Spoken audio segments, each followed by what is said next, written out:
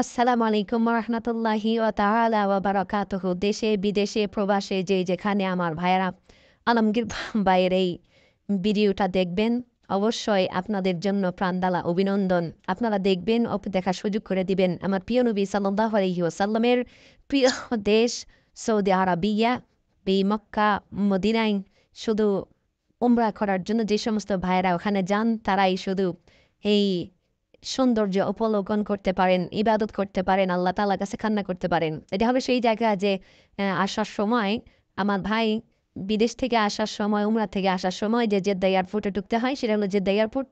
এটা যারা আসা যাওয়া করছেন অবশ্যই তারা চিনতে পারতেছেন এবং দেখলেও তারা বুঝতে পারতেছেন যে এটা জেদ্দা এয়ারপোর্ট। জেদ্দা এয়ারপোর্ট এতই বড় যে আপনারা জানেন অনেকগুলো এটার এই রয়েছে, বিমান ওঠানামার ঘাঁটি রয়েছে।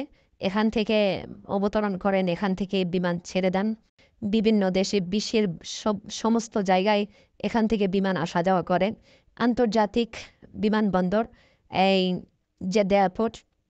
আপনারা সাথে যেই ভাইকে দেখছেন একজন মুরব্বী, উনি একজন পুলিশ অফিসার, পুলিশে চাকরি করতেন। উনি রিটায়ার্ড হয়ে উমরা করার জন্য আসছেন। ওনার সাথে সাক্ষাৎ হয়েছে ওনার বাড়ি টাঙ্গাইলে এবং ওনার সাথে সাক্ষাৎ হয়ে খুব ভালো লেগেছে।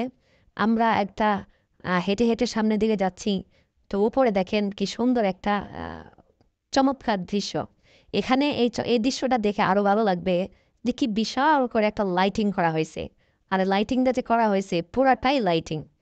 আর কি সৌন্দর্য! এটা হলো দিন না রাত্র। যদি লাইটগুলো এভাবে না দেখানো যেত তাহলে বোঝা যেত না। কিন্তু লাইট দেখানোর পর মনে হচ্ছে এটা রাত্রে। আমরা কিন্তু রাত্রেই এখানে অবতরণ করছি। এই ভিডিওটা রাত্রেই করা হচ্ছে। তো দেখেই বুঝতে পারতেছেন যে এটা রাত্রের এই সময়টা।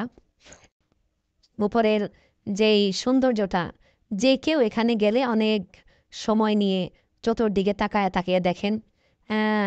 নিউ তাতে কোনো কমতি করেন নাই। সব জায়গায় ঘুরিয়ে ফিরিয়ে দেখানোর চেষ্টা করেছেন। নিজেও দেখছেন এবং সকলকেই দেখানোর জন্য চেষ্টাও করতেছেন।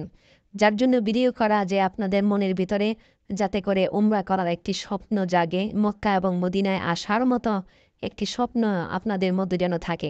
এখন যিনি দাঁড়িয়ে আছেন মাওলানা হাফেজ মাওলানা শাহাদাত হুসাইন, একজন উমরা হজকারী আলমগীর ভাইয়ের সাথেই উনি আছেন। ওনার পাশ দিয়ে যে ইগুলো দেখতেছেন এটি হচ্ছে ঢোকার পরেই এই জায়গাটা। এখানে দাঁড়িয়ে এই ইগুলো লিখতে হয় যে কার কি সামানা কতটুকু ওজন হয়েছে, এই ওয়েটটাও এখান থেকে মেপে নিতে হয়। তো আপনারা দেখতে পাচ্ছেন। তো আলহামদুলিল্লাহ যে যেখানে যে অবস্থায় বসে আছে অনেকেই কথা বলতেছেন। পিছনে যিনি দেখতেছেন মৌলানা মুফতি মনিরুজ্জামান সাহেব এবং তার সাথে দুজন হাজি সাহেব।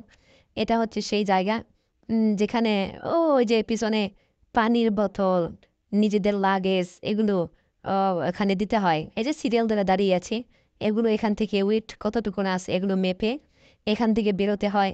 এখান থেকে বেরোলের পরেই আর কোনো বাধা নেই, সরাসরি বিমানের মধ্যে।